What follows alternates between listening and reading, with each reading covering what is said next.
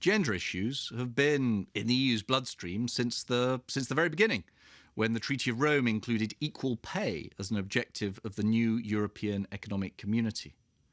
Now this commitment is embedded and mainstreamed in all our work as part of the EU's gender equality strategy, including in the field of security, where there are many gender-related issues that we work on. Take people trafficking, for example. It's a horrific crime that claims hundreds of thousands of victims each year across the EU, often based on irregular migration and having strong links with organised crime. The great majority of the victims are women or girls. It's a reminder that a lack of security at our borders has a very real human cost. And the EU strategy aims to not just prevent such trafficking and prosecute those who mastermind it, but also to identify, protect, and help those who are its victims. Another part of our work is, of course, fighting terrorism and the radicalisation towards poisonous or violent extremist ideologies that very often lies at its root. When you look at perpetrators of some of the horrible terrorist attacks that we've experienced, or at those who've travelled abroad to fight for Daesh, the great majority, although not all of them by any means, are men. Yet the solution may often lie with frontline practitioners, people within our communities like teachers, social services, prison workers, who are in a position to identify and confront the problem of radicalisation at first hand, early on.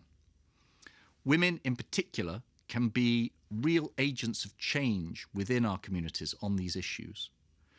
The EU's Radicalisation Awareness Network has documented many very worthwhile counter-violent extremism initiatives which involve women or have a gender dimension.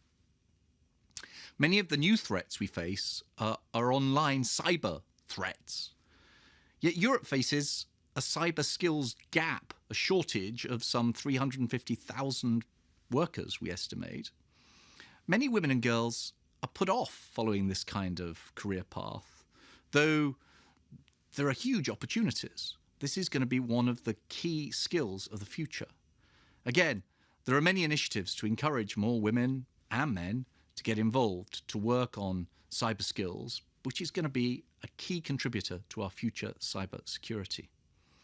To tackle all of these issues, we need top quality women and men working at every level.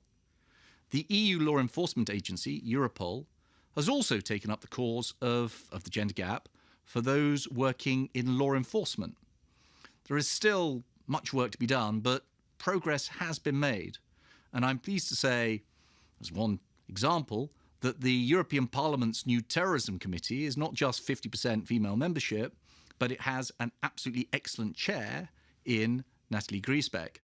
We rightly focus on the difficulties and barriers women can face in the workplace, which can sometimes go beyond discrimination to harassment or, in the very worst cases, criminal violence.